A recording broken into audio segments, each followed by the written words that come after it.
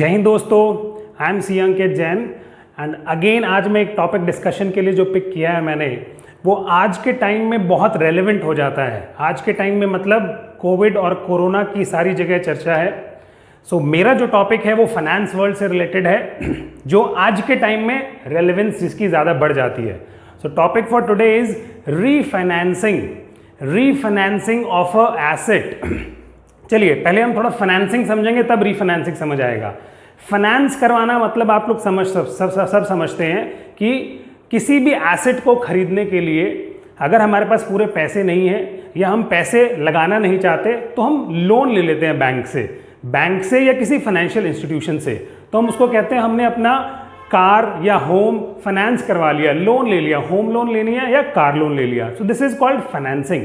Now what is refinancing? Refinancing मतलब एक asset जिस पे ऑलरेडी एक लोन लिया हुआ है, उस लोन की जगह हम एक और लोन ले रहे हैं पहले वाले लोन को चुकाने के लिए। कि sir for example mister A ने एक घर खरीदा था आज से 7 साल पहले, तो उन्होंने बैंक 1 से लोन लिया था, ठीक है। So this was called financing कि मिस्टर ए ने अपना घर फाइनेंस करवा लिया, ठीक है। बट अब क्या है कि सर मिस्टर ए कह रहे हैं कि जी मैं अब इस लोन को नक्की करूंगा, इसको सेटल करके एक दूसरा लोन लूंगा अपने घर पे। अब पॉइंट ये आ रहा है कि सर ऐसा मिस्टर ए क्यों करेगा, जबरदस्ती खाली बैठे? नहीं सर, द पॉइंट इज आज से 7 साल पहले जो इकोनॉमी, जो ग्लोबल एनवायरनमेंट था वो डिफरेंट था। उस टाइम जो इंटरेस्ट रेट्स थे वो बहुत डिफरेंट थे, बहुत ज़्यादा थे। आप लोग भी देख रहे होंगे आजकल एफडी का, इंडिया में एफडी का इंटरेस्ट रेट भी 4.5-5% हो गया है।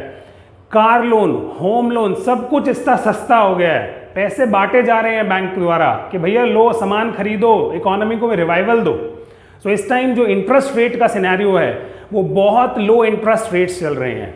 सो मिस्टर ए क्यों करना चाह रहा है ऐसा? सर बहुत फर्क हो गया इंटरेस्ट रेट में। आज से 7 साल पहले जो लोन लिया था वो कम से कम 10-11% पे लिया था। आज के दिन जो नया होम लोन है वो 7, 7.5, 8% पे मिल रहा है। सो बहुत डिफरेंस है। सो इसीलिए मैं एक नया लोन लूंगा और अपने पहले वाले लोन को चुका दूंगा। सो मैं 8% पे फ्रेश लोन जो मिलेगा मुझे वो 8% पे मिलेगा और जो मेरा पुराना लोन चल रहा है वो 11% पे चल रहा है। दिस इज कॉल्ड रीफाइनेंसिंग कि आप एक पहले फाइनेंस इंस्ट्रूमेंट को हटाने के लिए एक दूसरे बैंक से, बैंक 2 से रीफाइनेंस करा रहे हैं। आप इससे पैसा लेके इसको चुका देंगे। सो आज के टाइम में जो लोग पुराना लोन लेके बैठे हुए हैं 7 साल 6 साल पुराना, और जिनका लोन जो टर्म था वो बहुत ज़्यादा है, आप जनरली देखोगे होम लोन्स वगैरह पे 25-25, 30-30 साल का लोन दिया जाता है। तो अगर आपने आज से 7 साल पहले लिया होगा तो 30 साल तक आप 11% का ब्याज भरने वाले हो, जबकि आज के दिन अगर आप वही लोन रिप्लेस करोगे तो आपको 8% का हो जाएगा। बहुत मेजर डिफरेंस पड़ जाता है सर आपको फाइनेंशियली इस कैलकुलेशन में। मैंने कुछ कैलकुलेशंस की हुई है, एग्जाम्पल के लिए आपको शो करता हूं कि कितना डिफरेंस हो जाता है सर। देखिए फॉर एग्जाम्पल बैंक 1 से हमने आज से 7 साल पहले, मैंने एक डेट ली है 1 अप्रैल 2014, 50 लाख रुपए का लोन लिया था मैंने अपने घर के लिए, और वो लोन था 30 साल का। होम लोन 25-25, 30-30 साल तक चलते हैं। और उस टाइम जो इंटरेस्ट रेट था वो था 11% पर एनम का। उस टाइम के सिनेरियो के हिसाब से ठीक था वो। तो उस टाइम मेरी ईएमआई बनी जो मुझे अगले 30 साल तक चुकानी है 47,616, ठीक है। सो 7 साल से मैं इंटरेस्ट पे कर रहा हूं। आज की डेट फॉर एग्जांपल 1 अप्रैल 2021 है। सो आज के दिन, अभी तो सिर्फ 7 ही साल हुए हैं, आज के दिन भी मेरा लोन पेंडिंग है। कितना?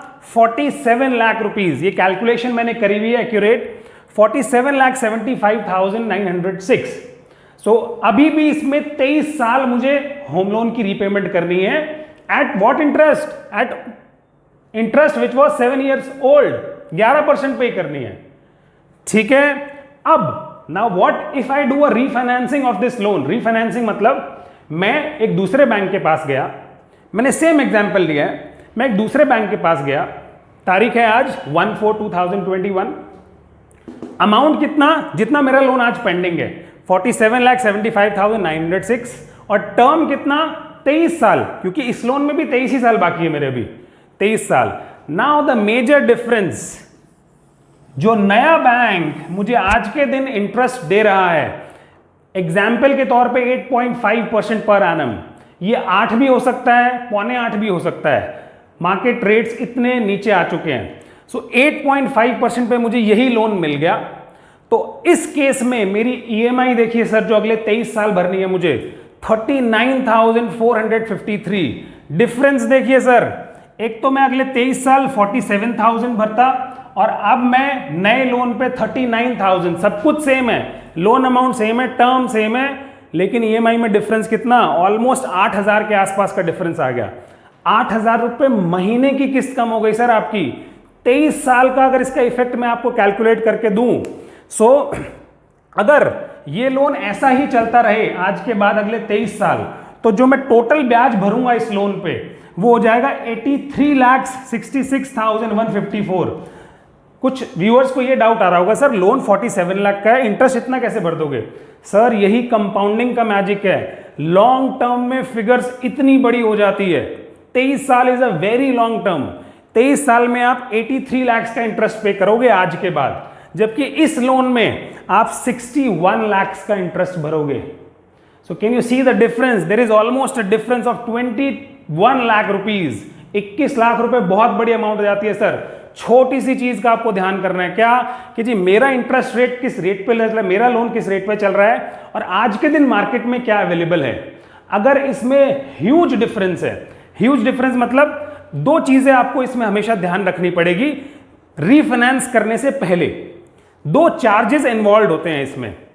What are the things to remember? दो चीजें आपको कंसिडर करनी पड़ेगी। नंबर 1, प्री पेमेंट चार्जेस, जिसको फॉरक्लोजर चार्जेस भी बोलते हैं, कि अगर आप इस बैंक को इनका लोन पहले चुका दोगे, टाइम से पहले, ओरिजिनल लोन 30 साल का था लेकिन आप तो 7 साल बाद ही इनके पैसे देने पहुंच गए, तो ये बैंक हो सकता है आपसे प्री पेमेंट चार्जेस डिमांड करे। कई बार आरबीआई के कुछ प्रोडक्ट्स पे आरबीआई ने प्री पेमेंट चार्जेस वेव कर दिए हैं कि एक सर्टेन पीरियड के बाद प्री पेमेंट चार्जेस नहीं लग सकते। फॉर एग्जांपल 5 साल बाद नहीं लगेंगे, कुछ के बाद 2 साल भी हो सकता है, और कुछ में आगे टाइम। तो सबसे पहले आपको पता करना पड़ेगा क्या इस लोन पे प्री पेमेंट चार्जेस हैं, और हैं तो कितने हैं, क्या वो इस बेनिफिट से भी एक्सीड कर रहे हैं, इतने बड़े बेनिफिट से भी। अगर मान लो 20-30 हज़ार रुपये, 50 हज़ार रुपये प्री पेमेंट चार्जेस लग के अगर आपका लोन क्लोज हो रहा है, तो भी आप फायदे में रह जाओगे इसमें। So you have to consider the prepayment charges plus the processing fees on the new loan. जब हम किसी भी नए बैंक के पास लोन लेने जाते हैं तो बैंक एक प्रोसेसिंग फीस चार्ज करता है, वो कितनी परसेंटेज है, तो आप उन दोनों को कंसिडर करोगे in comparison to the benefit of shifting from this loan to this loan, कि अगर हम इस लोन से इस लोन पे शिफ्ट कर रहे हैं तो हमारा बेनिफिट क्या होने वाला है और हमें क्या क्या चार्जेस पे करने पड़ेंगे। सो अगर आपका बेनिफिट ज्यादा है आपके चार्जेस से, सो you should definitely reconsider the refinancing option of your loan. Refinancing आप किसी भी करा सकते हो, होम लोन, कार लोन, जो भी लोन हो आपका। दूसरी चीज, एक और चीज सर, जरूरी नहीं है आप बैंक के पास दूसरे के पास जाएं, आप इसी बैंक को फोर्स कीजिए, बोले सर आप इंटरेस्ट रेट ठीक कीजिए अपना, नहीं तो हम दूसरे बैंक के पास मूव कर रहे हैं। लॉजिक क्या है सर, ये वाला बैंक भी आज के दिन नए कस्टमर को सस्ता ही रेट दे रहा होगा। आप समझो, जब ये बैंक 8.5% दे रहा होगा तो नए कस्टमर 11 में थोड़ी ले रहे होंगे, यहां पे भी नया कस्टमर आसपास 8, 8.25 के आसपास ही ले रहा होगा। तो आप इस बैंक को फोर्स कीजिए कि भैया आप मेरा इंटरेस्ट रेट ठीक करो, नहीं तो मैं दूसरे बैंक के पास जा रहा हूं, क्योंकि सबको बिजनेस चाहिए, सब बैंक को बिजनेस चाहिए। सो 90% चांस है कि ये बैंक भी आपका रेट रिवाइज करेगा। So you should keep a check on your loan, क्या रेट पे था, आज क्या मार्केट में अवेलेबल है। सो आई होप आप सबको कुछ बेनिफिट होगा इस वीडियो से। आज नहीं होगा तो फ्यूचर में भी आप ध्यान रखेंगे कि हमें बीच बीच में लोन के इंटरेस्ट रेट देखते रहने चाहिए, हमारा क्या चल रहा है, मार्केट में क्या चल रहा है, इससे बहुत बड़ा बेनिफिट हो जाता है कई बार। So if you like the video, please subscribe to the channel and share the video. Thank you.